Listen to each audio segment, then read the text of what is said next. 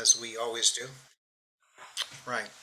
Um, Welcome everybody. This is the May meeting of the Wharf District Council on the 17th.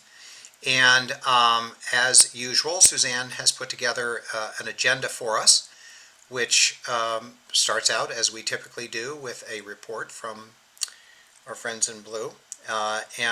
Is it, Captain, are you making the report, or is it Sergeant Sergeant Chevret will, Charette am I doing? on? Yeah. Yep, Sergeant Chevret will handle the report. fine, okay, In all honesty, I'm sort of here to listen both to you and to the State Street project, but that great, doesn't mean I won't ask her any questions if they come up. great. You're welcome. Well, and we have a number of people from the city joining us for a presentation that we're going to have a brief presentation by the police, and we have a brief liquor license transfer, and then we're going to get directly to the issue of State Street. So let's start out with the first hearing from Sergeant Charette. Good evening, everyone. Officer Champer is in in-service training, so I'll be sitting in for him, but I brought backup. I have the captain here tonight. So, something we've been talking to the groups about is that, this reporting in the district of crime, what would we call an uptick? But if we look at the numbers over the period of the last 5 years, 10 years, violent crime has decreased. It just, something we talk about is how it's reported, how quickly social media is. And sometimes you don't believe everything you read or see. But there was something I wanted to point out in the beginning is that the district as a whole in our meeting this morning is, we have our problems like every district, but for the most part, we're fairly open in North Station. The Wharf will open up as the weather clears. And there's not a hell of a lot of reports, which is great. Like 85 East India Row has an individual, unknown individual keeps trespassing, causing no problems per se about stealing, but is trespassed there. And as part of documentation, they've called the police several times and we've written reports for them. So that would be one report. The other report I would look at is 60 State Street on Wednesday, May 5th. In the afternoon, they have an unknown individual who's trying to peep into the woman's restroom. This was a single event from a report. I'll follow up with the detectives with this to see if there's any video of this person, so maybe we can identify him. But that's a concerning, but that we can handle that. At 4 Faneuil Hall Marketplace, there was a co-worker altercation, which one co-worker brandished a knife, and we responded, and he was arrested and the knife was seized. So that was good work by the officers, able to de-escalate that and to recover the knife. 185 State Street is a domestic violence. We don't talk about domestic violence, but we know that it happens all over the district. I just wanted to point that out. Your typical 3 a.m. call on a Friday, of course, Friday the 13th.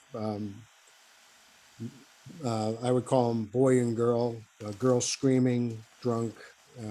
This happened down at Surface Road and North Street.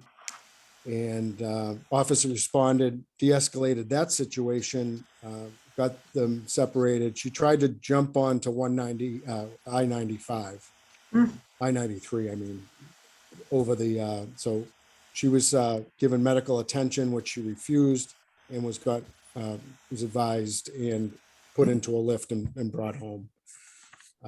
The other thing is, again, it's a busy place.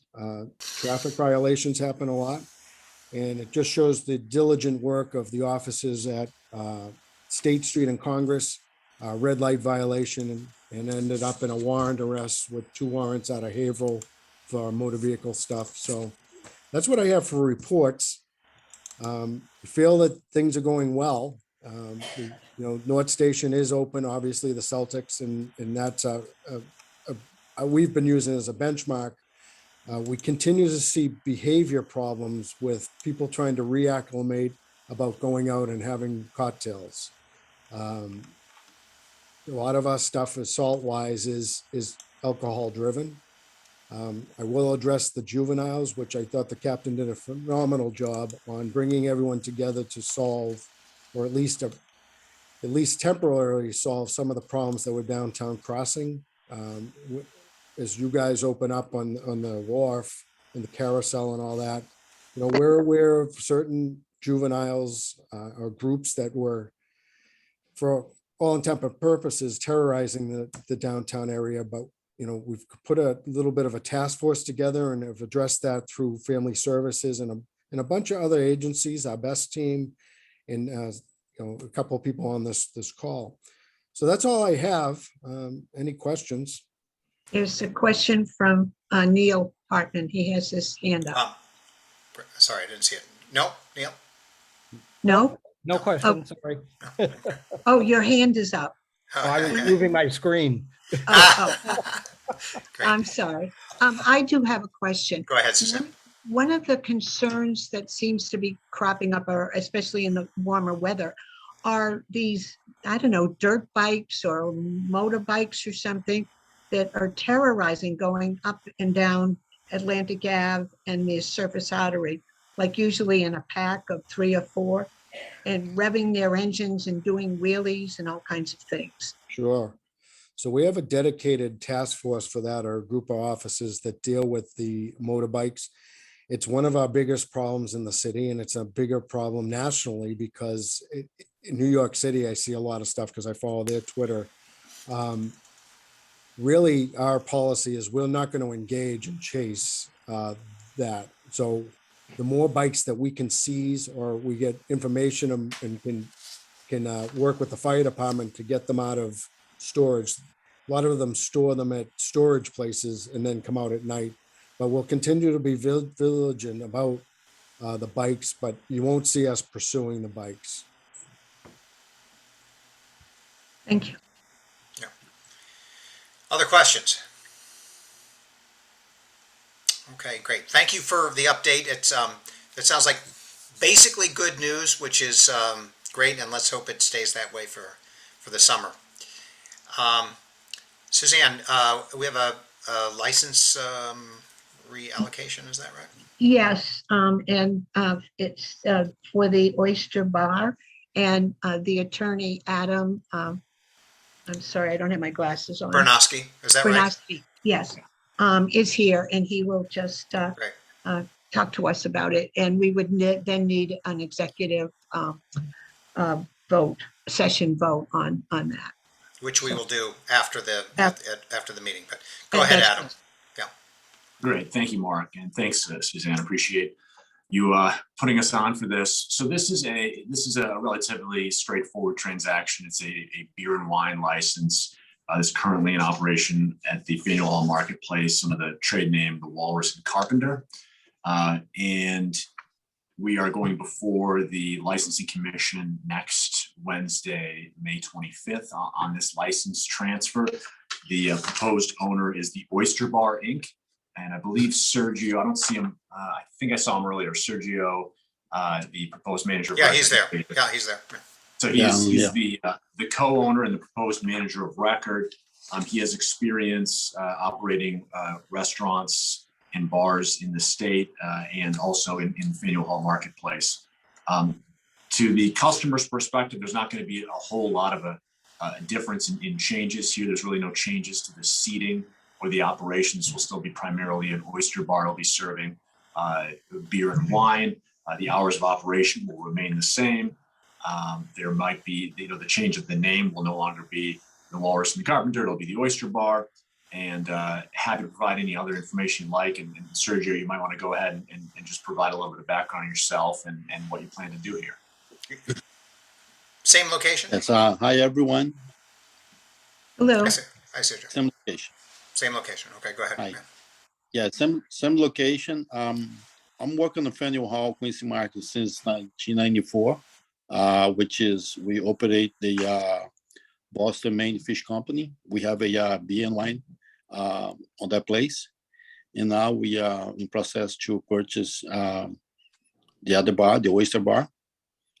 And so I'm over 20 years on Faneuil Hall area. I know locals and tourists. And we did a good job on the operation there. So we're here to any question. And what are the hours of operation? So- We 11 to 9 p.m. 11 to 9, okay. And the current license, Mark, is a closing hour of 1 a.m. So we're still seeking that same closing hour, although it's my understanding that the operation is generally closed down much earlier. Gotcha. Okay. Seems straightforward. Questions? Anybody? Well, we don't mean to shortchange your effort, but it doesn't sound like a incredibly complicated thing. So we will take a vote on this and provide you with our Wharf District's feedback in time for your hearing, right? Yes, Thank you all very much. Thank you, Appreciate it. too. thank you. Thank you. So now we're going to have a presentation. Para, I don't know who's actually going to do the presentation. I'll allow you to share the screen in a second. What I'd like to say is that I know that there's a lot of questions and a certain amount of controversy over this topic. I'd like to offer full respect to the folks who are going to do their presentation this evening. Let's listen to them without interruption so that they have a chance to share what their thoughts are, and then we'll ask you all to stick around and allow the respondents to react to the presentation however they choose to after you have completed your part of it. And when we get to that, I think the best thing would be for people to raise their hands. There's a function down at the bottom that allows you to under reactions, which is it's called reactions, and then you raise your hand and we can go through those one by one. But Para, go ahead if you have the presentation floor. The floor is yours if there were a floor, virtual floor. Mark, thank you so much for having us here tonight, and Suzanne, thank you also for hosting us. So my name is Para Jayasinghe. I'm the city engineer. With me today, I have two of my staff members. Actually, no, one staff member who is new to you all, I think. His name is Alexis. In years past or in months past, you have seen or heard both Zach Wasmuth and Ashley Biggins. Both of them are still part of my extended team. Well, Zachary moved away. He's gone for bigger and better things. So Jeffrey is handling things. In addition to Jeffrey today from our streets cabinet and from the Boston Transportation Department, we have Stefanie Seskin, who manages all of our active transportation programs. So thank you, Mark, for having us here today. It's been, I think, a little more than a year since we last caught up with you all. We have a PowerPoint presentation which hopefully captures the essence of what needs to be done, reflecting on the excellent advice that has been given to us from a variety of sources, including your team. And today, the honors are going to be put forth by Carolyn Kadish and Joe Johnson from the GPI team. Carolyn is going to give this presentation, and as promised, we will be here as long as it takes to answer any and all of your questions. So the sooner I zip it on my end and let Carolyn speak, I'm sure all of you all will love to hear all of that. So Carolyn, it's all yours. Thank you. Thank you, Para. Good evening, Mark and members of the Wharf District Council. We are excited to be back to talk to you more about State Street. We have a short presentation, kind of goes quickly through kind of the past and the future and the present and the future. So as a review, State Street, very important part of Boston. The old State House, one of the iconic views of Boston. Again, it was prominently displayed in the Celtics meetings, games this weekend. Many people see Boston for the first time here. All of this is State Street leading up to this this area that's important to the city. The street is in need of improvement, as everybody knows. The picture is here, 1,000 words, accessibility, condition, unattractive, needs to be improved. The biggest design challenge on State Street is that the pedestrian space is inadequate. The pedestrians outnumber vehicles on the street by an order of magnitude of 3 to 1. The pedestrian sidewalks are essentially the space that was left over after right-of-way was carved out for loading and travel lanes for cars. And there are so many pedestrians crossing State Street, going up and down State Street. So you're anchored at one end by the State House, the other end by Long Wharf. You have the orange line, you have the blue line, you have Faneuil Hall on one side, you have the financial district on the other side. So you have pedestrians, a lot of pedestrians crossing State Street, a lot of pedestrians going up and down State Street. Curbside use prior to the pilot was disorganized. The street was often a free-for-all. There was no lane markings, no parking markings. It was just people traveling along here, and you could see how dangerous this would be for pedestrians trying to cross in this area. Again, large volumes of pedestrians crossing, people making their own rules about where they want to stop. And that also contributes to traffic and congestion and safety issues. Troubling crash history on State Street. So in looking at the injury crash data, over the years 2015 to 2019, over 80% of the crashes were vulnerable users, people on foot, people on bike. Almost half of the injury crashes were pedestrians. And you can see why that happened based on the conditions that were out there at the time, as we described with the cars and the pedestrians, people crossing, people needing to get through there. You know, State Street was on the city's Vision Zero high crash bike network. So again, the vulnerable users taking it literally on the losing end of using State Street. In the fall of 2020, a pilot was implemented on State Street to address the safety issues out there, as well as the pandemic conditions. This was one travel lane to make it safer for pedestrians using the street. There was also space for a protected bike lane, some space also for wider sidewalks, and the loading areas were reorganized. We collected data during the pilot for over a year. We've been collecting data. Some of the key findings of the data collection: injury crashes are down 57% for every mode, for pedestrians, for bicycles, and for motor vehicles with the pilot configuration. So looking at the 2 years of the pilot, 2020, 2021, and the 2 years prior to the pilot. And you know, this result is not unlike what we have seen in research that has been done countrywide, where protected bike lanes and pedestrian accommodations are improved. It makes the street safer for all users, including motor vehicles. The one mode of transportation that was up during this time period was bicyclists. So bicycle volumes improved 15% despite COVID shutdowns. We have seen pedestrian volumes at about 50%, tracking closely to what we're seeing in terms of the T ridership, and motor vehicle volumes are 80 to 100% of what they were pre-pandemic.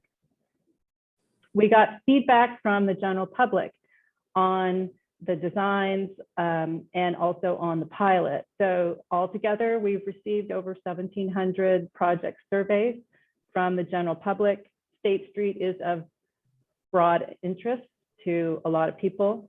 93% of the respondents support pedestrian and bicyclist improvements on State Street. Looking specifically at the surveys on the pilot, we received over 200 surveys completed asking about the pilot project. 96% of the pilot users were satisfied or very satisfied with the reduced roadway width for vehicles on State Street. We also, as you know, received feedback from the Wharf District Council, and we received a diagram and also some goals for the State Street. And, you know, a lot of these goals we all have in common. We want to see improved pedestrian experience and safety. The city's Vision Zero goals, however, you know, are to achieve safety for all users on the streets, pedestrians, bicyclists, motor vehicles. You know, more clarity out there, improving the condition of the sidewalks, and certainly beautification of one of the most important streets in Boston. Reduction in congestion. So we talk about congestion. We'll talk about this a little bit more. But, you know, congestion is something that's larger than State Street. Frankly, it's larger than Boston. The pandemic eliminated congestion. And, you know, we learned a lot about travel behavior. Fatalities went way up during this time period. I don't think anybody wants to have a continued policy on the pandemic. But, you know, the 2019 congestion in the Commonwealth report that was presented to Governor Baker said the #1 finding, congestion is bad because business is good. And what we have to do is we have to manage congestion. We have to have safe, connected, robust networks for people to walk, for people to bike, for people to take transit. And that is what we're trying to achieve on State Street. The Wharf District provided a diagram. And again, a lot of our goals are in sync. Widening sidewalks where we can, organizing loading, providing streetscape improvements. All these things are compatible except for the 2 travel lanes. And again, to review the troubling crash history we have on State Street, we have over 80% of the injury crashes are the vulnerable users, almost 50% are pedestrians. We can't ignore that. And the problem that we have with 2 lanes is what's called the multiple threat crash risk. So this is a diagram showing a pedestrian right here crossing at a crosswalk.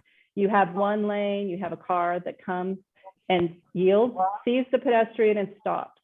And then this creates a situation, sort of a double bind, where for this car that's coming along, and a lot of times this kind of passing car is going faster, this car can't see the pedestrian. It's in the blind spot. And the pedestrian can't see this car because it's in the blind spot. And so then you have the crash. And this is a problem that you can't ignore on a street with so many pedestrian crossings as State Street and the volumes of pedestrians. So you have all these pedestrians crossing at the crosswalks, crossing mid-block across State Street. Again, you know, financial district here, Faneuil Hall here, a lot of heavy pedestrian crossings. This cannot work in that situation. In terms of the bike network, you know, this shows why State Street was on the city's high crash bike network street. It's a key connection, just like it's a key connection for cars to get from the west side to Tremont, Cambridge Street, key connections through here. This is Connect Historic Boston. You know, this part is in on Boston. This is a key connection through on State Street. Your council asked about alternatives to this connection. Hanover Street was mentioned, North Street was mentioned, Franklin Street was mentioned. All of these streets would not replace State Street. This connection here on Hanover Street and also on North Street don't go through to Cambridge Street. This is a heavy commute route. MGH is here, Kendall Square is here. People are needing to get through there. They would have to go on Congress Street, which does not have a bike lane, does not have a bike lane that is planned. You know, Franklin Street, very circuitous. for making this connection. Again, no bicyclist is going to go out of their way. They'll continue to ride on State Street like they did before, and it will be dangerous for them. So in thinking about the recommended design, we start with pinch point. So, here at Chatham Row, at Bostonia and Gingerman, it's very narrow, 35 feet, building face to building face. The street section has to work through this narrow pinch point and extend up and back from the pinch point. And then where there's more space, we have space for other activities along the street. So looking first at the pinch point, accommodating all users safely. The pre-pilot street section, 22 feet of roadway here, and sidewalks on both sides. We're having this space reconfigured for a single travel lane, a single protected bike lane, somewhat wider sidewalks, emergency vehicle access space here, 20 feet. These two work in concert to accommodate emergency vehicles. So we have, a narrow vehicle lane, which slows traffic, wider sidewalks, and a protected westbound bike lane. Again, accommodating emergency vehicles, these two, the travel lane and the protected bike lane can work in tandem to accommodate emergency vehicle use of the street. Accommodating commercial loading. So on the west side of the pinch point in the mid State Street area, prior to the pilot, 31 feet curb to curb here. Again, a lot of space allocated for vehicles, leftover space for pedestrians, a lot of pedestrians crossing, an unsafe situation. So we have loading on the north side in the pre-pandemic or the pre-pilot and one travel lane. We have a travel lane, protected bike lane extended, loading on the south side. This loading zone can be designed to be extended sidewalk space when the loading activities are not occurring. Looking at Congress Street, again, pre-pilot, 3 approach lanes at the signal and the cab stand. Again, the throughput on State Street is, getting through the green time at the signal. That's what meters the throughput on State Street. It's not the travel lanes. The travel lanes are storage. We are maintaining the 3 approach lanes at the Congress Street signal. The cab stand is around the corner. This causes a lot of congestion and backup when it was there. So we have 3 approach lanes and the protected bike lane at Congress Street. So taking it all together, you have the conceptual design, which is moving from the surface road, which is here. We're going to move up State Street here, continue moving west to Congress Street here. So what you can see is a single travel lane, safe, accessible, slow traffic, accessible pedestrian crossings, a single protected bike lane. You'll see wider sidewalks shown in this darker color here. So you'll see wider sidewalks in front of the Customs House, which is very, very narrow sidewalks. The photograph with, the young lady walking on the sill of the building was in front of the Customs House, a major landmark in Boston. So we get wider sidewalks here, little wider sidewalks throughout the area. Again, this sidewalk here is very difficult because of the head houses for the aquarium station really pinch it down to just this amount of space here. We still have loading and parking on that side of the street. And then one idea for the conceptual design is to make this a flush treatment from McKinley Square up through Kilby Street. A flush treatment would be the sidewalk and street on the same level to allow flexibility and provide additional traffic calming as people drive up State Street. Continuing from, this is India Street here, we get a little bit wider sidewalks coming through here. These are all wider here. Loading on the south side, away from the pedestrian crossings, and wider sidewalks we pick up here on the south side, and 3 approach lanes approaching the Congress Street signal. So it was asked if we could consider some modifications to provide alternative routes for westbound traffic. One idea that was mentioned was Hanover Street, being able to punch through the median right here, which currently restricts movement to be right turn only. Like, would it be possible to punch that through and make a left turn here? So, that is a possibility, and the feasibility of that will be looked at with the North Station to Seaport project, which is looking at Congress Street in detail. We will continue to have curbside uses and curbside activity throughout State Street. The blue areas here are the traditional 30-minute 7 a.m. to 7 p.m. loading zones. On the south side of State Street, focused on Chatham Street. There's loading on the foot of State Street at the surface road. There's on Broad Street. The orange zones are the quick pickup drop-off zones for Uber, Lyft, food pickup, those types of quick activities here distributed throughout the State Street area.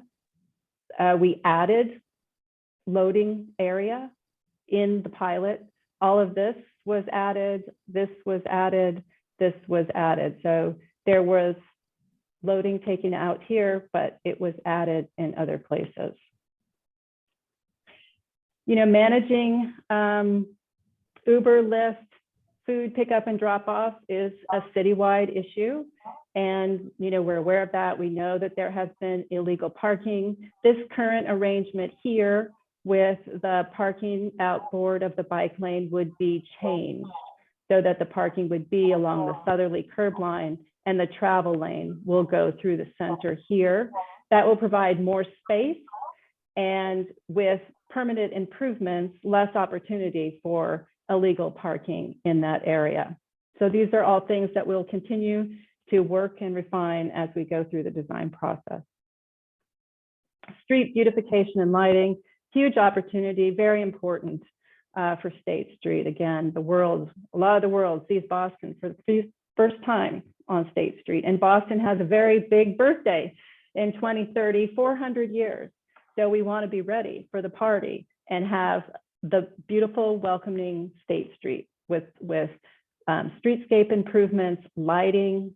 The lighting is dark out there. It doesn't feel very nice at night, improving that lighting. And another huge opportunity with the walk to the sea, which is primarily along State Street because of its historical connection between the State House and Long Wharf. This is something that can be articulated in the streetscape design, not in the same way, but in the same idea as the Freedom Trail. So huge opportunities with respect to street beautification and lighting. And that's overall the recommended design, a street that's safe for all users, that is attractive and welcoming for Bostonians and visitors from all over. And that concludes our presentation. Great. Carolyn, thank you very much. And I do think that you covered a lot of territory there, and I'm going to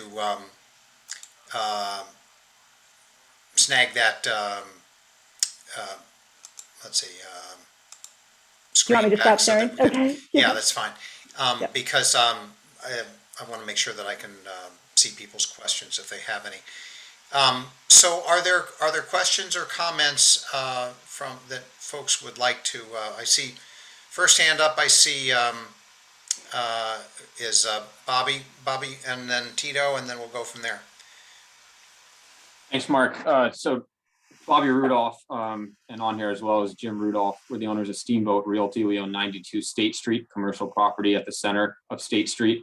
We also own residential property at Rose Wharf, and I'm a resident of the city. I live downtown. And I just want to go on record again with our strong objection to the one-lane plan that you have proposed. I appreciate the time that you've put into this, but frankly, it doesn't look any different than what was presented to us almost 2 years ago. We stated our objections continuously throughout this project, along with many of the other owners from the mid-block of State Street. I think collectively we own over 500,000 square feet of property on State Street. And frankly, our feedback has not been taken into account. And our concerns remain the same. And there's been no update to your website since October 2020. We've repeatedly asked for the raw data and the executive summaries of the studies that you performed. None of it has been provided to us. Zach said it would be posted on the website last August. It's still not on the website. So, you know, when you say that 80% of crashes were vulnerable users, you haven't provided any of the raw data. Is that 2 people, 5 people? Same with the crashes are down 57% during the pilot period was during peak COVID time. And, you know, I think as city property owners, taxpayers, and residents, we're entitled to see the raw data of the studies and the executive summaries that have been prepared. So again, I would ask that those be shared with us. And I reiterate our objection. And you know, I'm very concerned as a property owner who has had a fire and someone have a heart attack within our building of the safety concerns. Every day I come into my office on State Street and I walk down State Street and I see trucks double parked making deliveries on State Street because there's not enough commercial loading.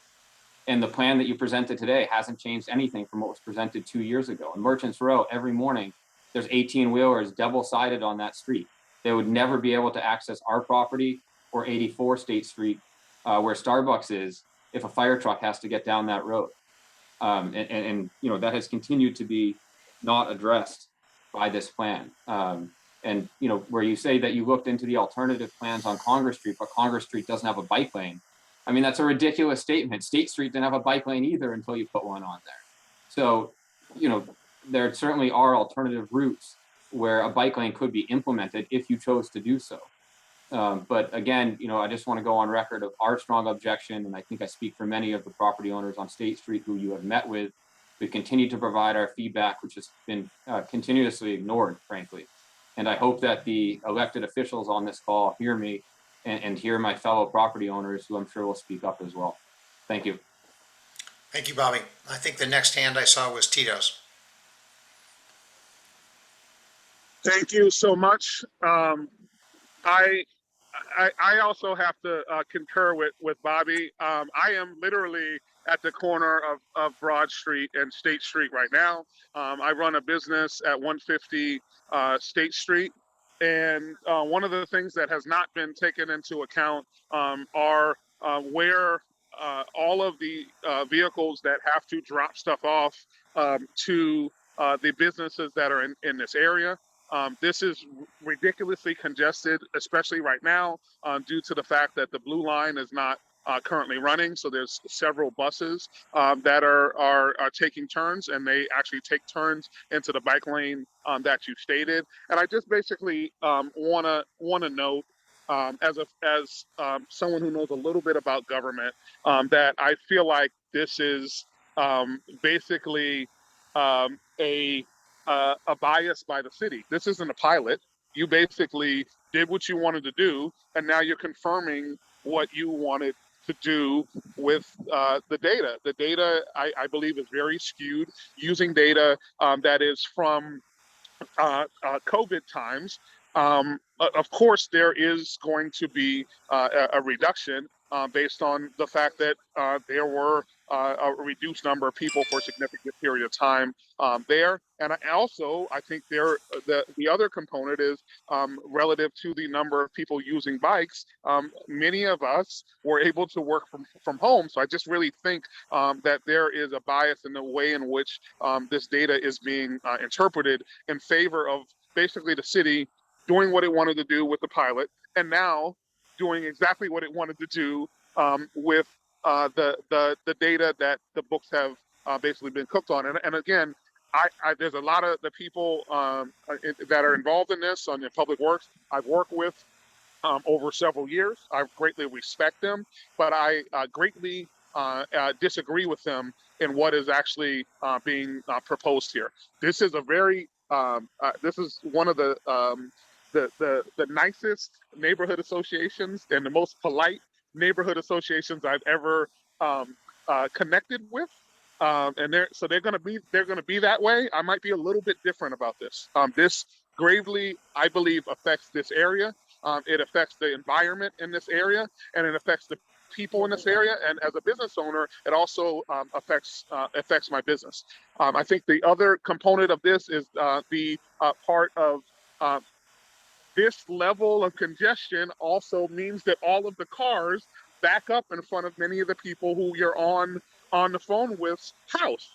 And we're saying that we want a Green New Deal. Well, that Green New Deal needs to be a Green New Deal for Harbor Towers and Rose Wharf and all of those folks who live in that neighborhood and community. And I think this is frankly a disregard to the issues that they have brought forward. I know the presentation kind of tried to wiggle it in there, but when it comes down to it, this is, I'm sorry to say, kind of a smack in the face to the people who, over the past several years since I've been involved, have put forward their views. And lastly, I'd say I think it is unfortunate that we're only looking at that broad survey, and the survey language is language that I don't think deals with the very real issues that we're talking about here. Again, thank you for the opportunity to speak. I want to go on record that I am in strong opposition to the removal of a lane and a codification of the proposal that has been put forward. Thank you, Tito. Norm, you have your hand up, and then Cheryl, you'll be after Norm. Thank you, Mark. And I appreciate the presentation. I would echo the comments from the previous two speakers. I'm a resident at Harbor Towers and one of the trustees there. And when I look at this presentation, what I see is a kind of a fait accompli. It's a presentation built to accomplish what it is that you would like to accomplish. On the cover page, you show a street that has one bike and no cars. On the next page, where it's the old view, you show a completely congested street with multiple lanes of cars filling the street. This creates the impression you, I believe, wish to create. Somebody had asked, don't give us percentages, give us actual numbers. Well, in the chat, somebody put in the website for the city to see injury causing crashes across the city. So while the first two speakers were speaking, I looked at that and I set the dates for 2018 and 2019, so the full 2 years. There were 8,609 injury causing crashes in the city of Boston, according to that. And according to that map, 6 occurred on State Street. 2 were motor vehicle crashes into each other, 2 were pedestrian related, and 2 were bike related. So when you're using data, I would appreciate it if you would actually show data and not percentages, because percentages don't give you the appropriate picture. Another thing I would criticize in the in what has been decided and presented is touting the 3 lanes of traffic allowed once it approaches Congress Street. Well, to get to those 3 lanes, you have to get through the 1 lane first. And so when I've seen more congestion on State Street, even in these times, I've seen 2 of those lanes almost empty, while 1 lane is backed up onto State Street. So having 3 lanes at the very end doesn't accomplish very much. So I would also speak in favor of more information, more transparency to the public, and very definitely opposed to the current project as presented. Thank you. Thank you, Norm. Cheryl, I know you're there someplace. Oh, there you are. Go ahead. I am here. Thank you, Mark. Thank you, Suzanne, for organizing this meeting, and thank you for the folks from the city to come and present to us. My name is Cheryl Delgreco. I live in the North End. And I too have issues with the data that you presented tonight, your statistics. It appears to be extrapolated. I mean, you can make data do anything. One troubling point I found were the 212 pilot project surveys completed during COVID. So that means you base this on 100 people. We don't even know if they live here. I was really hoping, and I've been to a few of these meetings, that the input from all of the neighborhoods would be taken into account. There is so much construction going on now in the North End, in this whole area. Everyone should be aware that the Sumner Tunnel starts to close every weekend in June. It will close for 4 months next summer for full time. The North Washington Street Bridge has issues. That project is not moving forward. It is going to be delayed. They presented to NURA last week. I would urge everybody to go look at the NURA website and see what's going on with that project. The traffic that is going to back up on the Surface Artery Road into the North End, down all the way down to South Station, is going to be impossible for the people who live here. You know, we're trying to have a community here where people are welcomed and can live here. I thought this administration was going to be different and that we were going to be listened to and we'd be a part of a decision-making process. I don't know how we're going to deal with the traffic. It's already horrendous with outdoor dining and how it's backing up into all the side streets in the North End. I do have a question for the folks from the city. Do you live in the North End or in this neighborhood? I mean, it's bad when you have to get somewhere. You have to go to a doctor's appointment. We all agree that State Street needs to be cleaned up. Many of the streets here, and I know Sierra D'Amico is on here and she's been to NURA and we've talked about this with the city. The sidewalks and the streets need to be repaired, absolutely. But at what expense? I mean, you make them wider and wider and wider. Where are the cars going to go? Where are the trucks going to go? How are these people who have businesses on State Street going to get their deliveries? I guess I'm just surprised that there have been so many meetings with elected officials and with the city that I feel like our considerations weren't validated. I mean, there's nothing in here that I can see that's been taken into account. It's just very disappointing. Is that it, Cheryl? Yep, that's it. Great. Thank you, Cheryl, for that. Dave Wiggins wants to I'm sorry, Mark, I would virtually like raise to his hand. Oh, go ahead, sorry. I'd like to know if the people who are presenting for the city, if they live in this neighborhood. Well, I think let's assume that they're doing their job as they're supposed to, because I think I don't want to. I think it's a fair question. If you live down here and you work down here, you know what it's like. That's certainly true. We certainly think that people who live here and work here have a very good perspective, and that's why we're having this conversation this evening. Dave Wiggins, you wanted to? Yeah, I would just quickly say, I don't live in the area, but we do represent the ownership at 84 State. So I would echo what Bobby said and Cheryl said and Tito said. We have a lot of concerns about how we're going to operate the building and how we're going to get deliveries. I actually would argue it's not more safe.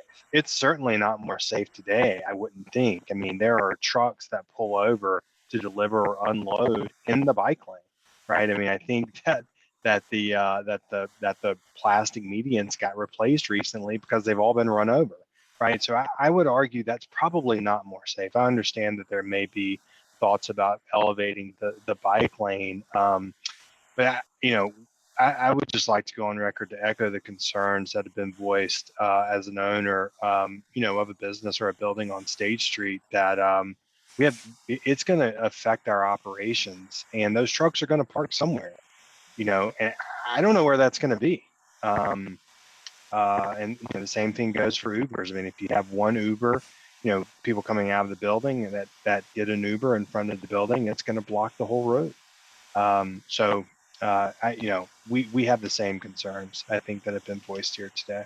We would love to see the raw data as well. I know that there was a message that was sent, but I do think it's a completely fair ask to have, to be given the data that's being presented. Thank you, David. Matthew, did you sent a video? Did you want that shared? Was that? This is Ann, just as an FYI, because I was on my way home to make it for this meeting, and there I was at the bottom of State Street at 3:52. You're welcome to show it.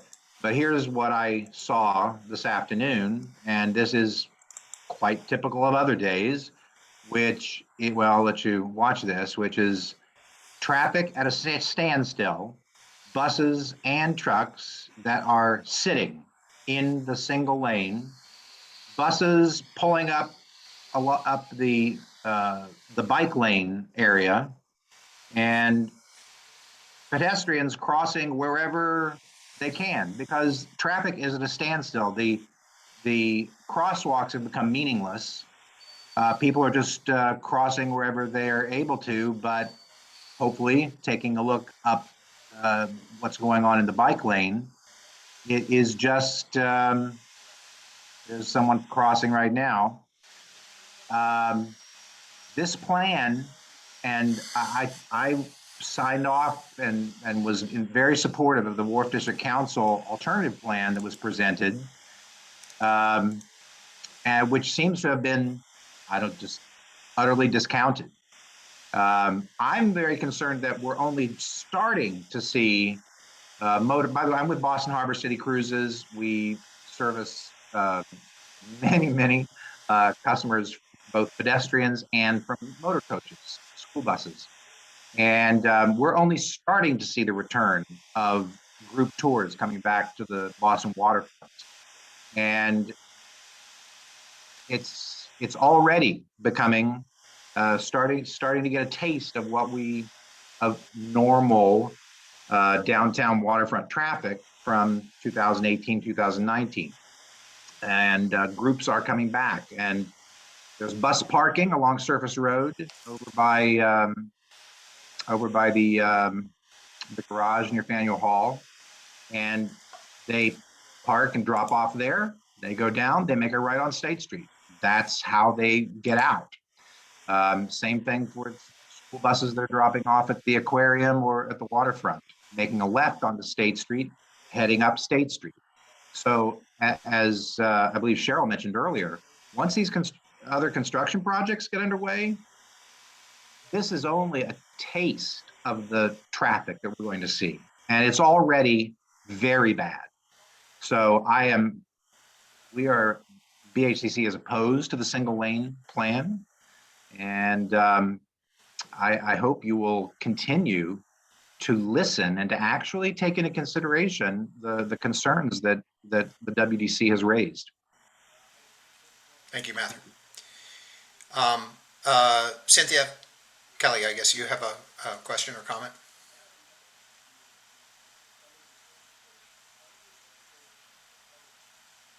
Trying to unmute. Go ahead. Oh, I don't want to repeat what everyone said, but I will say I agree. And the point that I wanted to add is I find myself on State Street frequently, whether I'm walking to the T or driving to Mass General, and I have yet to see a bicycle. And I'm looking because I'm very interested in this. And the part two is I had an appointment not that long ago at Mass General, and it's pretty much a mile from where I live to the hospital. It took me 25 minutes to get there by car, going through State Street, which is the main way that emergency vehicles go and drivers go to get to Mass General. So in addition to the businesses, I think it's also a safety issue. And that's just all I want to add right now. Great, thank you, Cynthia. I'm not seeing any other hands at the moment. I'm sorry, yes. I had a follow-up question, Mark, that I forgot. You mind? Please, go ahead. Yeah, I am very curious about the planned bike lanes for Congress Street that were mentioned, which seems a much more sensible idea than State Street, given the way those streets run. Is that already in the works? What is the timeline for that? Are there studies that have been done on Congress Street for bike lanes on Congress Street? Because that does seem like seems like a more sensible plan than this single lane that is already in place. Hi, I'm Stephanie. I just want to clarify that at this time, there are no bike lane plans for Congress Street. There is a study to look at bus priority and other multimodal improvements along that corridor. I can put the link to that project in the chat, but we mention it in response to the request to open the median at Hanover Street to allow left turns. That project will be evaluating the opportunity to open that median again. Thanks. Thank you, Matthew. Stephanie, I think what you're hearing from Matthew, and you heard this from us, is that our feelings about State Street will be very much contingent on the bigger picture, including what happens at Congress Street. And so it's impossible for us to know if this is going to be acceptable or not without knowing what's happening on Congress Street. Mike Merrill, you had a question, I believe. Yeah, thank you. Actually, I have a statement. Yeah. This is Mike Merrill. I'm a lawyer on 100 State Street, second floor, which is a condominium unit, which we've owned, my partner and I, Rita McGarry, since 2008. So I'm opposed to the bike lane, A, because it doesn't work, and B, because there's no bikes in it. What I'm seeing now is probably worse than anybody could have ever imagined in terms of the density and the impact on State Street by the traffic as shown on the video. In the morning, in the midday, and at the evening, it's backed up all the way on State Street down onto the surface artery. You can't turn the corner, you just sit in traffic and you waste your time. And the bike lane has no bikes in it. So it's really a ridiculous plan, but seems to be going that way. I oppose it. Two other things that I oppose. I oppose the changing of the loading from the north side of Mid-State to the south side. I don't know what that's going to accomplish. I think another jog in the traffic, I don't know. The Dunkin' Donuts trucks just park wherever they want anyway. So I'm not in favor of that. I think the parking area should be expanded on the north side, and that will serve 100 State Street, 92 State Street, 84 State Street. And now when you shift it to the other side, all of those buildings are going to lose drop-offs, client drop-offs, deliveries, things like that. So I think that should go back to where it was, and I think it should be larger. The other thing we had requested earlier was, as you come up State Street, to try to avoid some of that traffic, and I've forgotten the name of the street, it's one way onto State Street. A suggestion was made earlier to make it one way going the other way, so you could turn off of State Street and get to Merchants Row without going against the traffic. And that way, for people that are trying to get back into that area, maybe parking where we park or parking under 60 State, you can skip all of that traffic. And what the gentleman said before about the 3 lanes at Congress Street, I mean, when you get to Congress Street, if you're trying to go left on Congress, somebody's trying to go into the right lane on Congress, they just block the traffic, like block the box. And that just blocks the 1 lane all the way back. So, I mean, the whole plan is really ill-conceived. And I'm surprised that we are where we are. But thank you for hearing me. Thank you, Mike. I'm looking for other hands, comments, questions. I would, excuse me, I'd just like to add that I received an email from the general manager of the Custom House. He could not attend tonight's meeting, and he asked me to state that the Custom House is opposed to the proposed State Street traffic configuration. And he has stated, for many of the reasons that have just been stated, and I won't repeat them, that it is not working. It does not work. Okay, thank you, Suzanne. Mark, could I just add one thing that I forgot? And that is that many of our properties on State Street have hollow sidewalks, and we haven't been contacted from anyone from the city as to how the expansion of the sidewalks would feasibly take place from a construction standpoint. So I'm not really sure what the city's plan is with respect to dealing with all of our hollow sidewalks when it comes to actual construction. Plan looks good on paper, but I'm not sure it's actually possible to effectuate. Thanks. I'm sure we can get to the technical side of that answer at some point. Any other questions? Para or anybody else, you know, you heard a lot of feedback. I don't think any of that is particularly surprising to you because we had shared that perspective with you before. We're not going to litigate this particular issue in its finality here and now. This is a forum for exchange of ideas. If there are some things that you think would be useful for this group to know, then that wasn't in your presentation, I certainly want to give the opportunity to respond. If it's just a matter of taking this into consideration and seeing where it goes from here, then that's okay too. But it's your call as to how you'd like to respond. Thank you, Mark.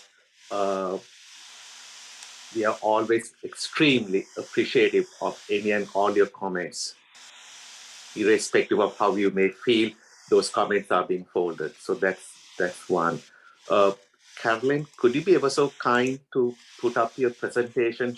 And there's a specific slide which I want to go after, and that is the pinch point slide, if you can. Yeah. Where's the pork chops? No, it's cold outside.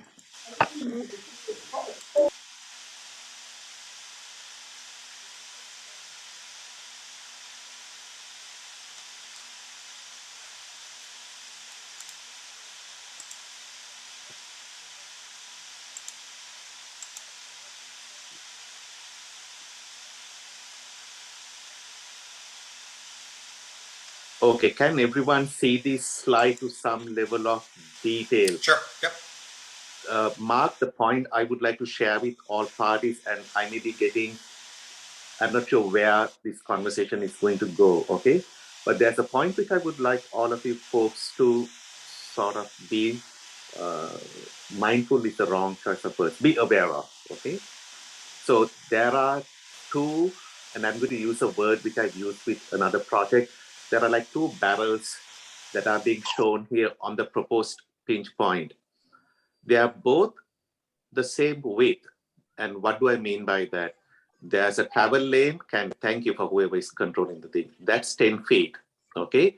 And then can you show the other 10 foot, 3.5 plus 6.5. So there are two 10 foot.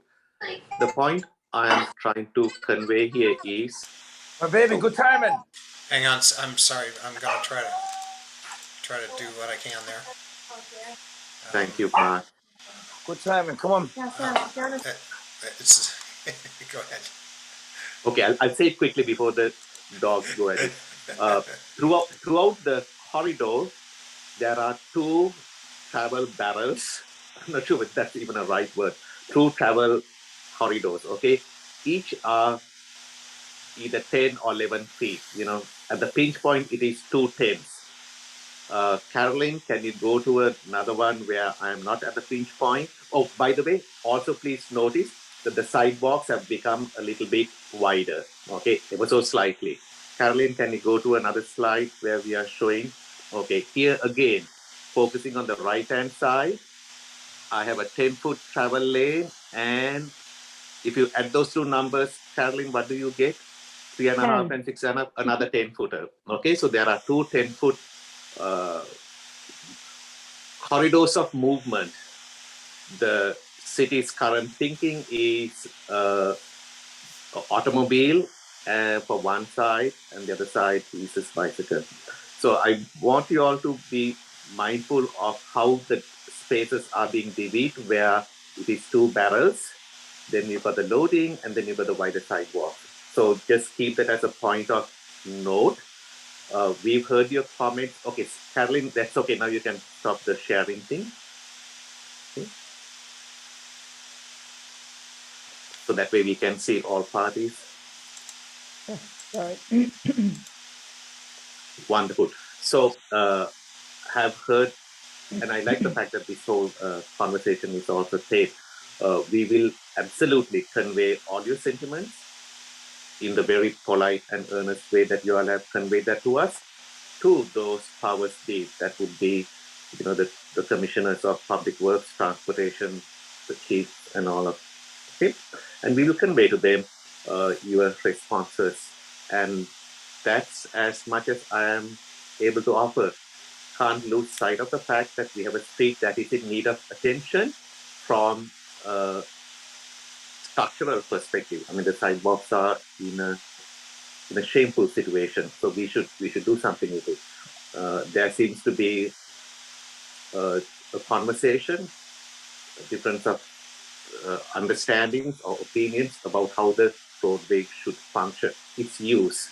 Okay, the two users of the two 10-foot barrels, and we will take your concerns, not your concerns, your comments, your feedback to those that give us guidance. Great. And the third point is, I, as you, we are data freaks. Okay, we like data. I will share all that raw data and the analysis on our website. I apologize for that stuff not being there. For some reason, I thought it was. I don't want to say transition of staff. And the moment we have done that, Mark and Suzanne, I will let you guys know. So this way you can share that soundbite with your wonderful community. Great. Okay? Thanks, So Brian. I think that's as much as I can share with you. If there's anything more specific, I'll be happy to stay here and answer. Stefanie, would you like to share any thoughts of, because the roadway, it's a public works owned asset, and I hate becoming public works transportation. We have to fix that roadway because it is in need of attention. Right now, there seems to be some conversation, I like to frame it like that, a conversation as to how that surface gets used, two cars or the car and the bicycle. Because somewhere along that line, somewhere along that conversation, the safety issue is always a concern because it's a one-way street and you've got cars coming in one direction. So that's all out there. But the consequences of those awkward moments also is a burden which the transportation department needs to wear, or that is what they wear. So it's a joint conversation. Okay, hopefully I make some sense. Stephanie, if you want to add or subtract anything.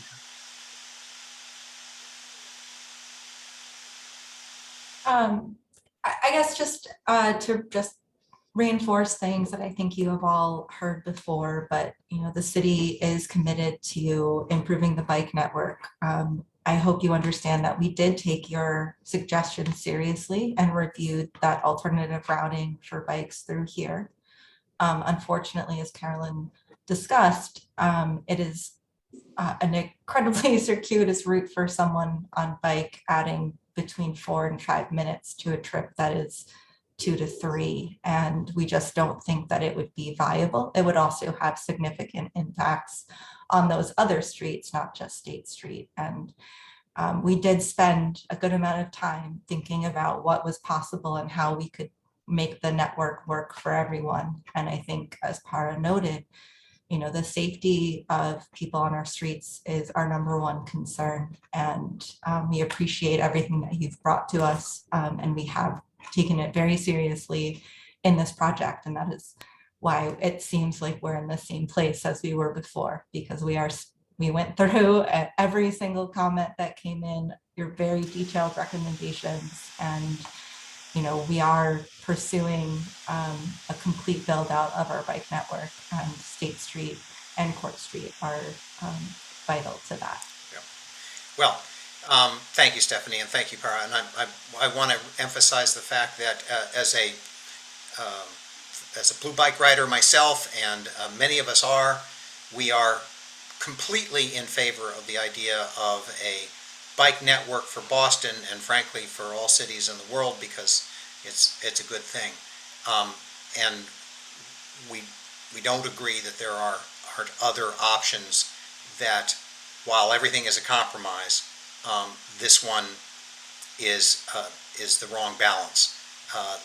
between bikes and car lanes, but you've heard that from us. So thank you. We ask you to take into consideration what you've heard today. We would like to see what the plans are for Congress Street, as we mentioned. I don't know where it goes from here. I'm not sure any of us do, but thank you for making your presentation. Thank you for sharing your hard work with us, and we'll see where the process takes us. Can But I just yeah, add go one ahead. thing? Yeah, sure, please. So in other words, what you're saying to this neighborhood, that is that it doesn't really matter what we say. It doesn't matter that we can sit in traffic for 20 minutes. It doesn't matter that you have been working on this in an environment where you do not see the loads of traffic and vehicles that are going to happen, that the only objective that this administration has is to ensure that the bike network is completed so that people on bikes can save 5 minutes as opposed from their normal route that they would be taking. Is that what you're saying to me? And the group of that all of these people? That is not what I am saying. I am saying what that you we said. have, I said that is one of many factors. You presented us an alternative bike network that would have many parking impacts, loading impacts, travel lane impacts on other streets. It would also not be well used because it is so far out of the way. Safety is our first priority in our projects. And this is the option that we can go with. Due to all of the other factors, we have tried very hard to look into every single alternative that you all have come up with, changing street directions, But you've moving never things here and there. You've never shared your data with this group in 2 years while you were coming up with your final decision. So we have been living in this limbo, despite the fact that we've asked for data, despite the fact that we've asked for additional meetings. And now today, you are telling us that this is a fait accompli. So basically, whatever this group does is just taking up valuable time that we could be spending on something else. So Suzanne, I kind of want to echo what Para was saying earlier. I mean, we definitely take your comments very seriously. I mean, our job is to take, I mean, what the constituents say, and use that information to refine our design. As Stefanie mentioned, I mean, safety is the utmost important issue that we want to address along State Street. As we've mentioned, I mean, pedestrians outnumber vehicles from 3 to 1. I mean, in July 2019, we had over 28,000 pedestrians a day on State Street compared to 10,000 vehicles. So I mean, I think it's more about providing safe pedestrian spaces. I mean, of course, as Stefanie mentioned, we do want to take a look at improving safety for all modes of transportation. But it's ultimately taking a look at how we can improve the roadway, not just for cars, but for all modes. And we know State Street has congestion. I work at City Hall. I've driven to work. I've been stuck on State Street prior to the pandemic. I mean, that's just a reality that we kind of have to deal with. I mean, in downtown. I mean, I think downtown has probably one of the best places in terms of access when it comes to transportation, when it comes to transit, when it comes to bicycles. It's more of trying to resolve and solve issues in regards to safety. I mean, that is the utmost important issue that we want to solve in regards to this project. And then we're balancing, I mean, your comments and your interest, as well as, I mean, ultimately, I mean, safety will definitely be the major issue that we need to resolve. But we are taking all those comments and we are listening. We're not ignoring them. We're trying to work with the community to see if we can find a better balance to help and a compromise to resolve all of our issues. Mark, Jeffrey, I'm sorry, I just want to respond to that for a second, if I may. Jeffrey, so you talk about, we've talked about the importance of safety for pedestrians in particular. At that pinch point, your proposal is to add 2.5 feet, or 1.5 feet, I forget, on either side to widen the sidewalk. That's great. The other 10 feet is for the bike lane and the leftover, right? So with a 20-foot, 2-lane carriageway, you still have more room for pedestrians. So the only difference is the use of a bike lane that takes up a carriage lane. As Para pointed out, it's 2 10s, right? So if the mayor were to say to you, look, the community wants 2 traffic lanes, tell me where else the bikes could go, it would be good for you to be able to say, this is what the alternative would be, Mayor Wu. It's as good or it's not as good from a traffic point of view. I understand it's not as direct a route for bikes, but maybe it would keep 10,000 vehicles from backing up on both sides. But we haven't seen an alternative from you, and we have asked for 2 years for you to show us the alternatives, not the same thing over again. I'm saying the same thing to you that we've talked about over and over and over again. Show us the alternative. You may not like it as much. It may not be as bike friendly, but it might be much better for 10,000 people than for 500 people. And that's a conversation we could have. But we're not having a conversation at the moment. As Suzanne said, it's just like we say one thing and you say the other. So we have some other questions. Brad, and then Margaret, and then Norm. Just very quickly. Thanks, Mark. I live at Wharf and I work at 60 State, and I walk to work every day. I cross that State Street every day. It is, for those who walk in the pedestrian lanes, safer than crossing outside of the pedestrian lanes.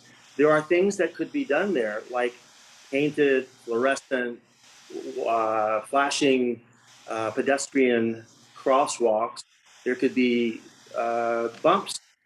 But what I don't understand is the acknowledgement, Stefanie and Jeffrey, that we're sort of done here.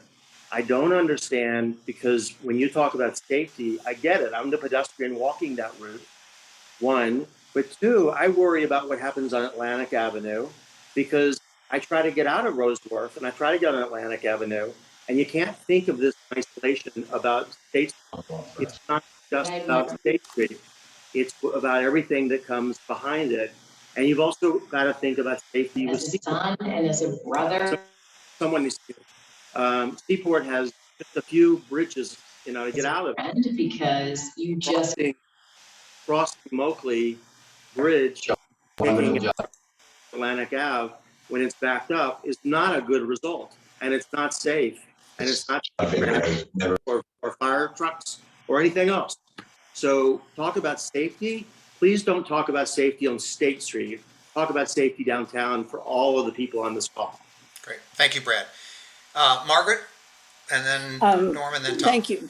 Thank you for giving me a moment. It's, if the main priority is safety, and I bike in Boston, I live in Boston, I walk in Boston, and I drive in Boston, all on State Street.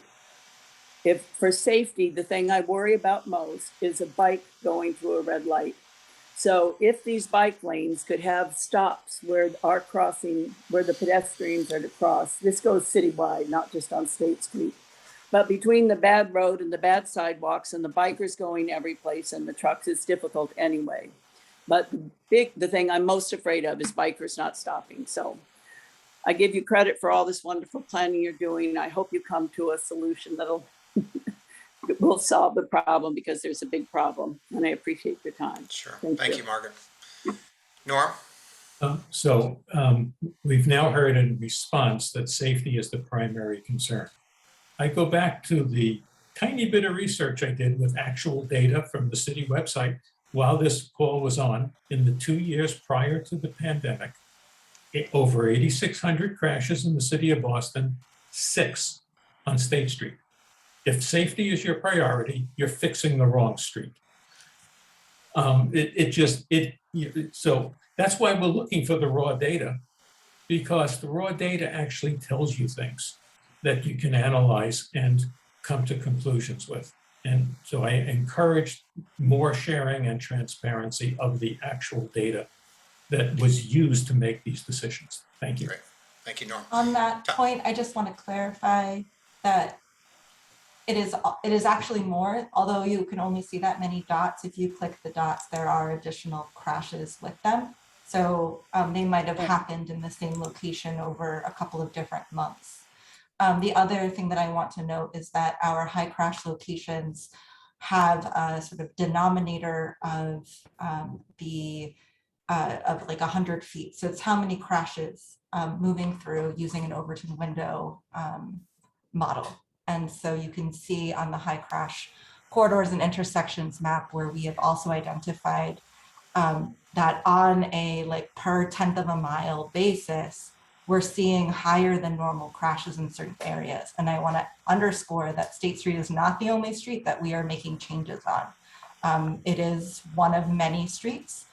State Street is one of our priorities because the assets are in such bad condition that it must be fixed. Safety is part of this conversation. Sure. I would also note that the design of this street, although you feel that 2 lanes is fine, it actually isn't from a pedestrian perspective, especially when we have so many pedestrians crossing the street at different locations. We can't have two lanes with people trying to cross, with people parking wherever they want. We know that today doesn't work. Those 2 lanes are unsafe to cross. I've been almost hit multiple times crossing by Zoe because one car stops and the next car doesn't. And that doesn't get picked up in the data, but that is something that we pay a lot of attention to because we don't want to design something that will result in an uncomfortable or unsafe situation. Can I just add something to Stefanie's note when you talk about crashes? It's not the X number of crashes, it's the crash rate. It's the number of crashes per number of vehicles riding on the street. So you can't look at that number in isolation and say, oh, there's only 15 crashes. You have to look at it relative to the volume of traffic that's on that street. And as you noted, the crash data is available on the city's website. But you can't just look at it very quickly, as Stefanie noted. And then a few things about we have been collecting data out there for over a year. That includes travel time data in all of the peak hours. So in the morning peak hour, in the evening peak hour, and also in the noon hour. So we drove and timed the travel time on State Street during those periods over and over again.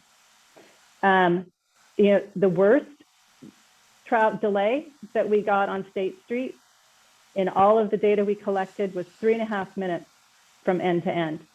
So when people talk about 20 minutes, maybe there's an event somewhere, but it's like, you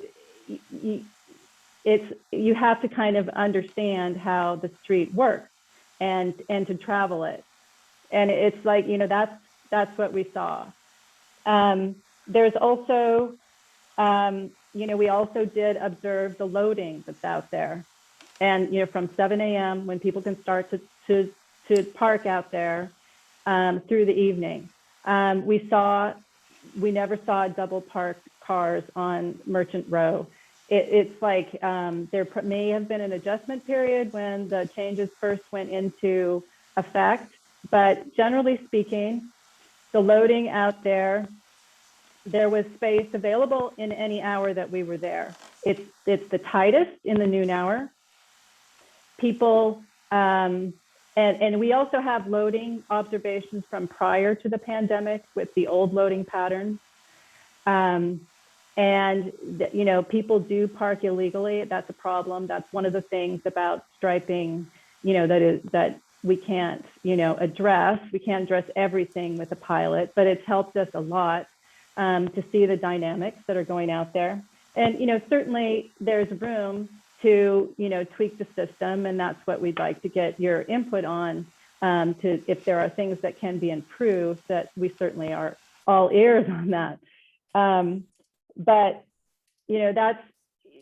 we calculated the delay. What we saw, the difference between 1 and 2 minutes is, 1 minute. 1 minute of everybody's time to provide greater safety for the most vulnerable users. And I know that when you're sitting in traffic and, they've studied it, it seems like it's forever. But again, we've timed it, driving over and over again in the peak hour, both in the morning and in the evening peak. Carolyn, with all due respect, this is like going to the doctor when you're in deep pain and the doctor says, "Oh, you're not in pain." We all know, we live with this. We actually, we understand what the traffic situation is. Really, we do. Tom. Yeah, I'd just like to suggest it would be helpful to step back a little bit and look at the larger network. If you're looking at things like a left turn off of Hanover Street, that may be a small tweak that could happen. I know that has to be studied further. Maybe studies have already been done. I know they've been done in the past, looking at the street network as a whole, the direction of streets. I mean, in conversations we've had recently, we've been talking about the need for westbound travel to get from this neighborhood to Beacon Hill, Back Bay, and the west. And the street directions don't really make that easy to do anything other than State Street. And I'm wondering if it would be helpful, and maybe this has been done, but helpful to look at the pros and cons of other aspects of the street network that could be modified to relieve some of the pressure on State Street. I was trying to figure that out recently, and I'm stumped. So I have no solutions necessarily that I think will work to offer. But I'd like to see if there's been other things looked at because you can only get so much traffic through State Street in any case. So that's just my request and suggestion.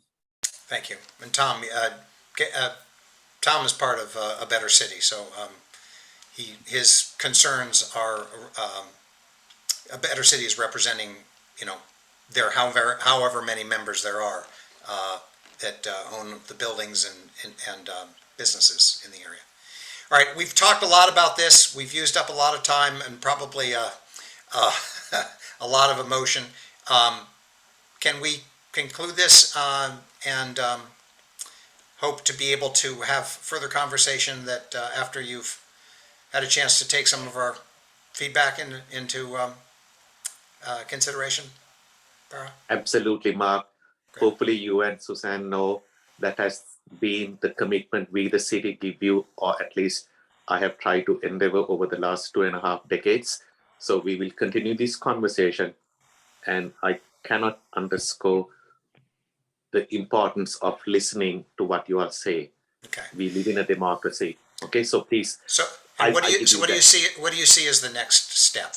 Everybody wants to know where are we at in the process. Right. Well, so we are going to convey the collective consents or the sentiments that were expressed to us. I mean, that's a very valid point. Let me see if I can foolishly summarize it. If 10 people spoke, all 10 voiced their concerns one way. Okay, so and both Stefanie and I and my team, we will convey those thought patterns and those sentiments to those who we report to. Okay, great. And we will take it from there.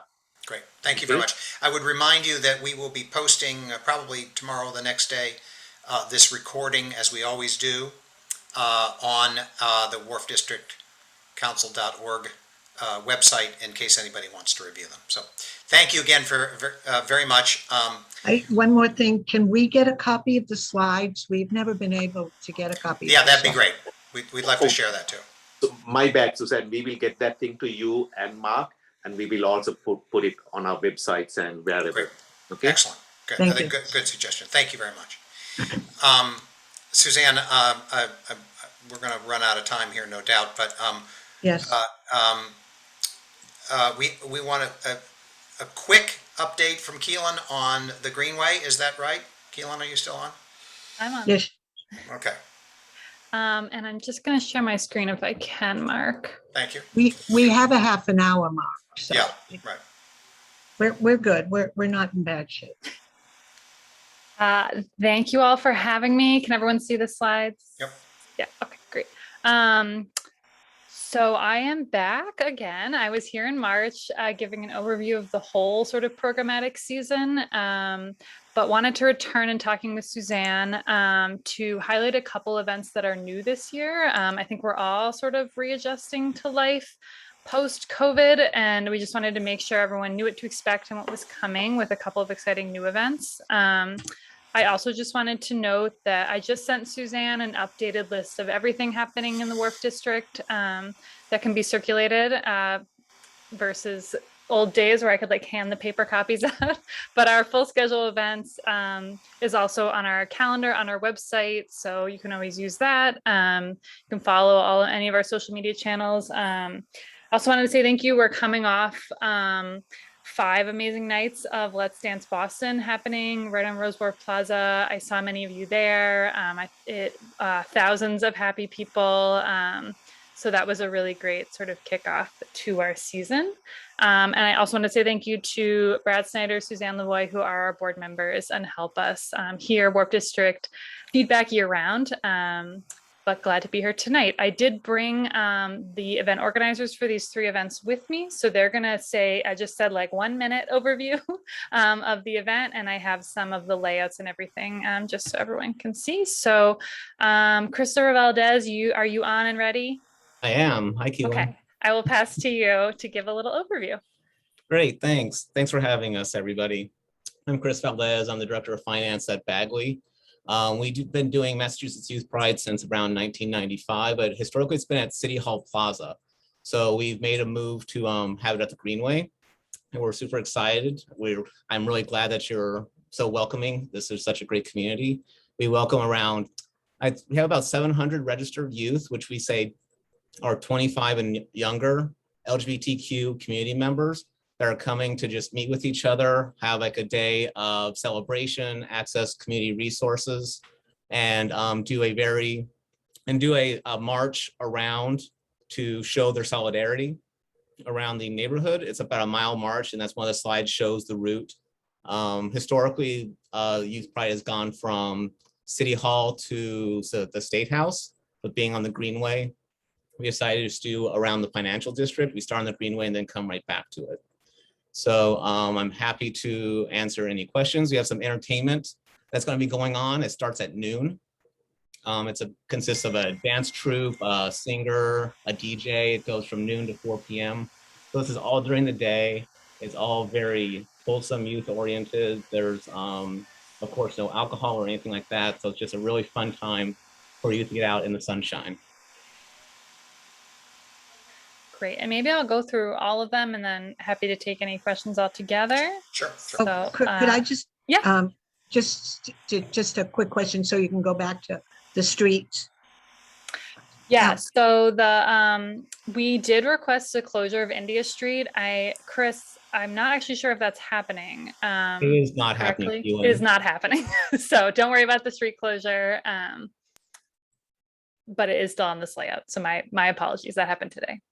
So the streets will be open. It's just a question of there would be points when people would be stopped or traffic stopped, so people can cross streets. Is that what's going to happen? Exactly, Suzanne. Yes, they're sticking to the sidewalks at all points.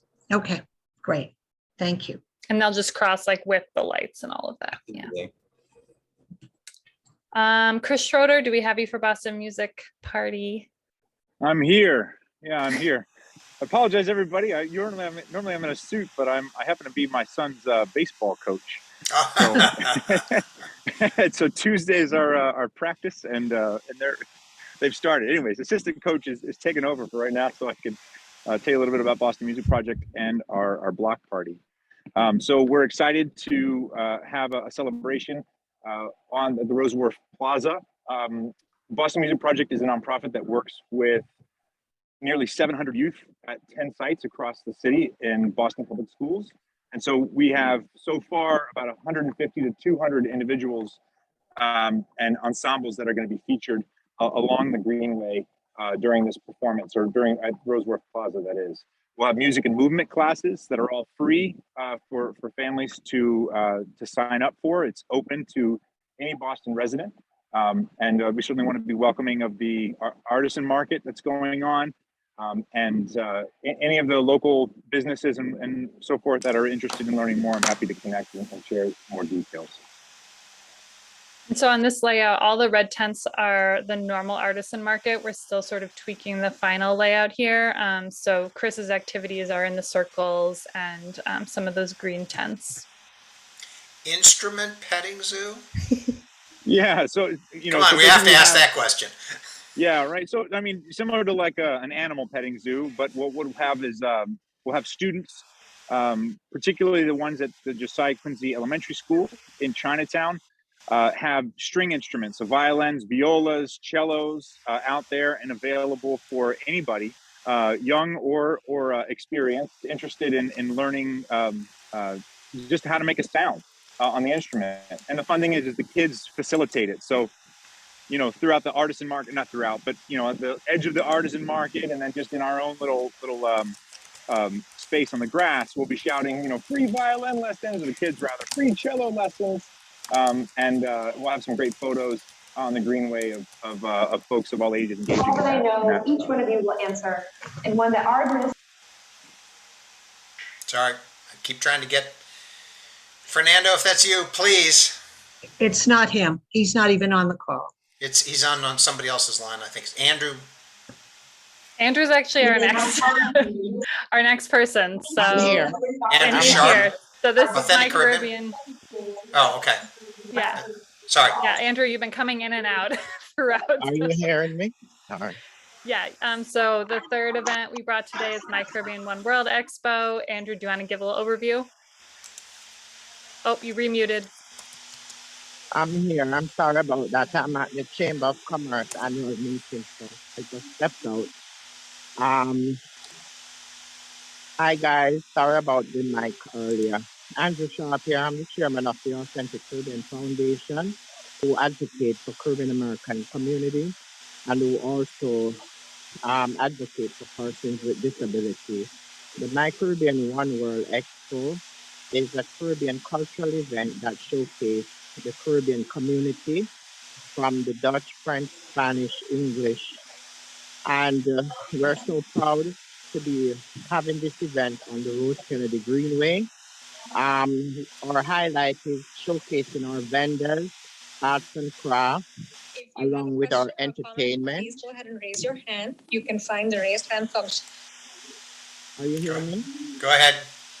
Sorry. Promoting the various cultural components between live band, performances, presentation on Wharf Plaza, and our community and the New England patrons come out to enjoy this event on the Rose Kennedy Greenway. We're so proud to have this event downtown Boston, since Caribbean community has been the staple of Massachusetts from 1868, when the food company, Boston Food Company, came from the beautiful Port Antonio, Jamaica, and the various islands with fruit. So we're happy to be part of this presentation to showcase our rich culture to the community of the New England. When is Thank that? you. July the 9th. Sorry, again, please. July the 9th. July 9th. Great. Oh, there we go. Terrific. Well, that'll be awesome. Look forward to that.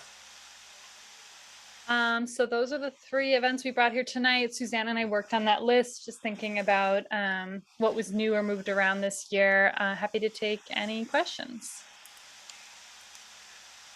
So, Keelan, this is Norm Meisner. Great events, and the dance party was wonderful. And the dance party was wonderful in part because it kept to the guidelines of when the music stopped at night. In the past, one of these events you're just talking about has not quite met the decibel standard or the time standard. So we hope that that will be respected this time. Thank you. And we did We now own a decibel meter of professional grade, which we use very effectively during Let's Dance to have a more informed conversation with the sound people. And Andrew and I also talked pretty extensively about that following the event, and we're in complete agreement that the sound was too loud last year. Andrew, do you want to add anything? Yes, what we did this time, we realized live band's performance are much better than a DJ sound system. So this year we have Haitian compa band and a reggae band, and we have changed our sound manager and sound operation. We have a brand new sound manager and so forth. So we'll be guided by the limitation of the sound. And live bands is much better because it will not broadcast such a large sound like a sound system with DJ. Yeah, we were having a lot of trouble communicating to the sound people on site last year. So we agreed we should move to a different person. So thanks. Great. Thank you. Thank you, Norm. Yeah, great. And we want to make sure that we are, Keelan, I don't know if you know this, but we are developing a calendar. And we want to make sure that we include all these things on the Wharf District calendar, or in some way put a link into all the good stuff you're doing, because we want to make sure our members are really well informed about all the great stuff you have going. Perfect. Thank you all. Great. Thank you, Keelan. Yeah. Let's see. Wharf District Neighborhood Summer Activities Updates. Yes, I think Sara, are you still here? McCammond wanted to bring something up? Sure. Thank you, Joanne. Sara McCammond from the Harborfront Neighborhood Alliance. We're very thrilled that the Wharf District Council is one of our members, and just wanted to mention that tomorrow night there will be a Fort Point Channel watershed activation listening session, which is being put on by Save the Harbor, Save the Bay, and the working group, which Wharf District is a part of, to really think about how can we activate the channel itself on the water activity, also being supported from on the land in terms of Chapter 91 spaces and all, to really make a sort of fun and inclusive program. And so we hope that you may join us. I will mention that tomorrow night's session is primarily focused on the seawall basin, which is between the Summer Street Bridge and the Dorchester Ave Bridge, due to the 244, 284 A Street related Beal project. But we are looking to have it be much more comprehensive. And thank you for the time. I hope you all will consider joining us. Great. And I do think we have some people planning, right? Yes, I had actually sent the information out to all of our members a couple of weeks ago when I received it. So hopefully you will have folks from here. Suzanne, you're always on top of it. Thank you so much. I'll just throw the link in the chat if I may. Yeah. Sure, absolutely. Great. And I think that's particularly relevant to our climate resilience task force, so that people know what else is going on in the area. Suzanne, what are these other things on the activities updates? Well, just so our members could have an opportunity to mention activities that are going on. As Mark said, we hope to have these activities on a calendar, which will be on our website. We're working on that now. It's a work in progress, and hopefully we'll have it up and running by the end of this week, and I'll make sure everybody's aware of it. But so it would say things like the Greenway and what Sara just mentioned, and also what's going on with the Christopher Columbus Park events and Boston Harbor City Cruises and Aquarium, and just a few, to name a few other organizations. And Matthew is here. So maybe Matthew, did you want to have any updates? I know we had talked about it. If you don't, that's fine. Just very quickly, I mean, I don't have a whole presentation for you. No. Dropping in the chat. Oh, you just went on mute. Matthew, you went on mute. Thank you. Here I am. Yep. Sorry about that. I'm dropping into the chat a link to our website. I don't have a whole presentation, just I wanted to go over a few key dates and things are Yeah, going that's on. not the objective. Yeah. Yep. I can, though, if I can share my screen for just a moment, I can show you a couple images. Go ahead. If I may, if I hit this, and I will show you very recently, this past Saturday. There's this past Saturday's whale watch.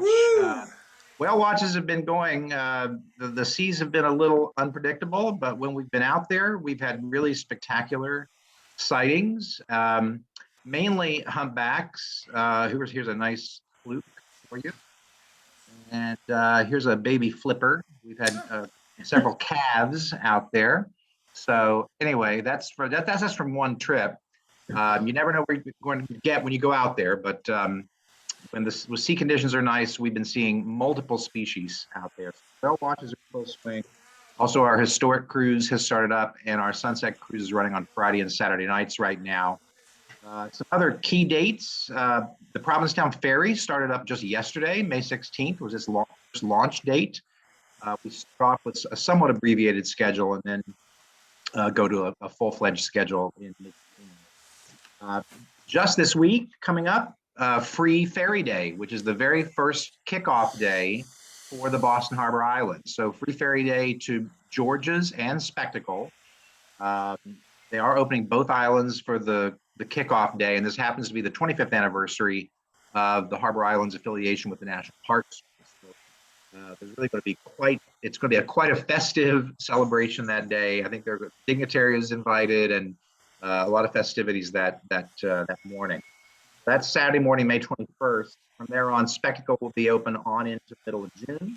George's opening up June 17, and returning this year for the first time in a couple of years, Pettix Island is going to be accessible by ferry from Hingham, directly back and forth from the Hingham shipyard. So if you like, you can drive down to Hingham. It's very popular with campers. If you want to camp out overnight, you can make camping reservations through the DCR and then ferry out there. So Pettix will be open Thursday through Sunday all summer long, and that's starting on June 16th. Salem Ferry is also starting up very soon. May 26th will be the opening day for the Salem Ferry, and that runs daily. Convenient both for folks who live on the North Shore to come in as a commuter vessel, but also for tourists to head up that area. And then Godzilla, our splash boat thrill ride, is opening up on May 7, and that will be running Thursday through Sunday, and maybe more, depending on staffing. And finally, just to mention that the water taxis are running right now in somewhat limited fashion. The water taxis are operating 7 days a week, but we're kind of restricted in mainly focusing on airport to downtown waterfront. So a little bit limited right now until we add more captains. So those are some key things that are going on. A lot of moving parts over here. The landing is open. If you haven't walked by recently, it's been quite busy over there at the landing, our outdoor patio bar. But if anybody ever has any questions, I'll put my email in the chat, and I've also put the link to our website. So thank you all very much. We appreciate seeing you all down at Long. Great. Matthew, thank you very much. And let's see. Boston Police Run to Remember. Do you want to say something, Suzanne? Just a note. Other than the fact that there will be street closures, and I just received the map, and it's kind of blurry, so I need a clearer map, but I will be communicating that. That's on Sunday, May 29th. It's in your on the agenda. The only other thing I would add is that Joanna's couldn't make it tonight, and there are some Christopher Columbus Park events, and unfortunately, Joanne Hayes Rhines for Christopher Columbus Park, and unfortunately, in this mess in front of me, I can't find the paper with the list of the items, but I will make sure everybody hears about them later. So that's all I have. I know. Okay, Rick let me, Mead oh, is not Judy, around. Judy, you have a hand up? Yeah? Yeah, just really quickly, I just want to remind everyone that we're going to get out and help clean up the Greenway on Thursday, June 23rd, 5:30 to 7, with some social involved. So everyone should have gotten the notice. Suzanne, I'm going to ask if you don't mind to send it out again. Response has been decent, mostly among our neighbors, not so much among our members. So I ask that you sign up because we do have a limit and we need to show the Greenway the love they deserve. Absolutely. Thank you, Judy, for doing that. I would also mention the fact that the Climate Resilience Task Force has been moving forward with making good progress. Joe, thank you for being a part of our last conversation that we had with you and Chris to talk about the city's cooperation and involvement with the task force. We have been, Wes, I presume is on the line, but Wes has been there you are, very much involved in the coordination of the early data gathering, which has been actually going, I think, remarkably well. And so the task force effort is moving forward, and we will have a further report on that as when we have something substantive to share, which will be in the relatively near future. Suzanne, anything else before we go into executive session? I don't have anything else. I don't know if anybody else does. Okay, if not, just ask members to hang on. We just need to vote on the liquor license transfer. But thank you all. Look forward to talking in June. Thank you, everyone. And I'm going to stop the recording.